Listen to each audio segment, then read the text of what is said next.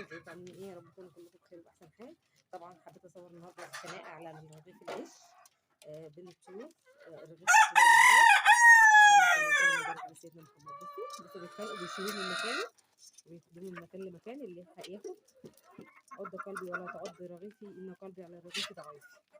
هما طبعا بصوا يعني هنشوف مين اللي هيكسب. بص الرغيف عمال يروح من مكان لمكان زي ما انتم شايفين كده، بيشيلوه وياخده يجري بيه، ياخده يجري بيه. المنظر طبعا سبحانك يا رب. عض قلبي ولا تعض رغيفي، ان قلبي على رغيفي ضعيف. كلهم اهو بصوا بيتخانقوا عليه بيتخانقوا عليه ويشيلوا. بصوا سبحانك يا رب. حتى الطير همه على الاكل بتاعه اهو. بصوا خناقه خناقه بيتخانقوا. بصوا الرغيف راح لغايه فين ما يخش بالعيش. اللي يلحق ياخد بصوا اللي يلحق. كان لازم اوريكم الاحداث الشيقه دي معايا، فلازم تتفرجوا معايا على معجزات ربنا طبعا. بصوا الطير بصوا بيتخانقوا مع بعض على الرغيف. هم عمالين يجروا بيه. هو خلاص الرغيف قرب يخلص اساسا. بصوا يعني بصراحه منظر يا رب يعجبكم. حبيت طبعا المشهد ده عجبني جدا، حبيت اصوره لكم. ما تنسوش بقية الصالحات. سبحان الله والحمد لله ولا اله الا الله، الله اكبر ولا حول ولا قوه الا بالله العلي العظيم. شفتوا طبعا الفرخه عضت الفرخه ازاي عشان واخده الرغيف بس. طبعا الرغيف عمال يروح من فرخه لفرخه زي ما انتم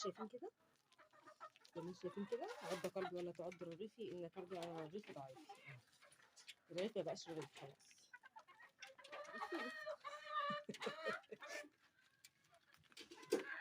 اطلعي كده اقعدي مع طيرك وتتفرجي عليه وتتفرجي ان هو بصحه كويسه وان هو بياكل. اللهم صل وسلم وبارك على سيدنا محمد. اللهم صل وسلم وبارك على سيدنا محمد. يعني طبعا ما اجمل الطيور، حاجه انت بتعملي فيها ثواب، بتاكليها وتشربيها. يا رب ناخد ثوابهم باذن الله. بصوا بيتخانقوا ازاي، خانقوا على لقمه العيش. خلاص الرغيف خلص اهو، بيشدوه من بعض. محدش ياخد العيش بتاعي اهو زي ما انتم شايفين كده. رغم ان انا حاطه لهم خضره اهو، خضره على الارض اهو. ده جرجير وشبت وبقدونس وخضره مفيده جدا للطير. بس هم بيحبوا العيش سبحانك يا رب، بيحبوا العيش. الرغيف ده من امبارح فهم يعني طري مش ناشف، فقادرين ان هم يقعدوه. وخلاص الرغيف قرب يخلص خلاص زي ما انتم شايفين كده. ما تنسوش البقيات الصالحات. سبحان الله والحمد لله ولا اله الا الله والله اكبر ولا حول ولا قوه الا بالله العلي العظيم. اتمنى كلكم الخير وربنا يا رب يجعلها سنه خير علينا وعلى امه الاسلام اجمعين يا رب العالمين. وتابعوني وانتظروني في فيديوهاتي. معلش اذا كنت بتاخر عليكم، بس الفيديو النهارده كان فيديو مهم، كان لازم كلنا نفرح مع بعض ونشوف البيضه الفراخ الكتاكيت بتاعتي فتحت. واول بيضه تجيبها الكتاكيت. هم بيضتين مش بيضه واحده، عشان انا عرفت اني فرختين اللي فتحوا من الكتاكيت. برضه الفرخه دي فتحت، لو تلاحظوا ان وشها احمر اهو. اقرب لكم عليها شويه. بصوا وشها عرفها احمر ووشها احمر، يعني دي ان شاء الله فتحت. طبعا الشركسيه دي مفيش خالص، مفيش امل منها، بس هي الوحيده الشركسيه اللي عندي، فانا سايباها منين ما هي ربنا يكرمنا كده. ودي برضه كانت كتكوت فتحت اهي. بسم الله ما شاء الله، اللهم صل وسلم وبارك على سيدنا محمد. ربنا يا رب يبارك لي فيهم ويحافظ لي عليهم، لان طبعا في الوقت ده الجو ساقع زي ما انتم عارفين، زي ما انتم شايفين. حطيت لهم انا نص البتاعه دي عشان اقفل لهم الباب نص على قد ما بقدر يعني. عامله لهم كده الخشبه كده قافله نص الباب بان يا دوبك يقدروا يخرجوا. وطبعا قافله لهم العشه من جوه. يا رب اكون فدتكم وتكونوا.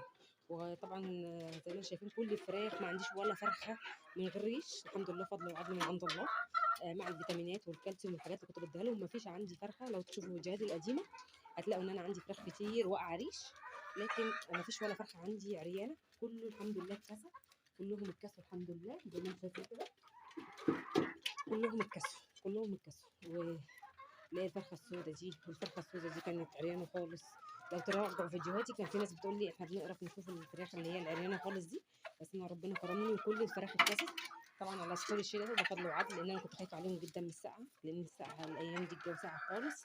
بس هم للاسف بيطلعوا الصبح، فما بقدرش بقى خلاص، لان بسيب لهم نص الطاقه مفتوحه. هم اضرب بحالهم، وهم بيحسوا لو في برد بقى يخشوا جوه، ولو مش حاسين بالبرد خلاص زي ما انتم شايفين كده. اتمنى الفيديو يعجبكم وينول رضاكم. اللي يعجبه الفيديو يعمل لايك وشير، وانا بتشرف باي حد يشترك معايا في القناه، واللي يشترك معايا في القناه يفعل الجرس عشان يوصلوا منه كل جديد. والسلام عليكم ورحمه الله وبركاته.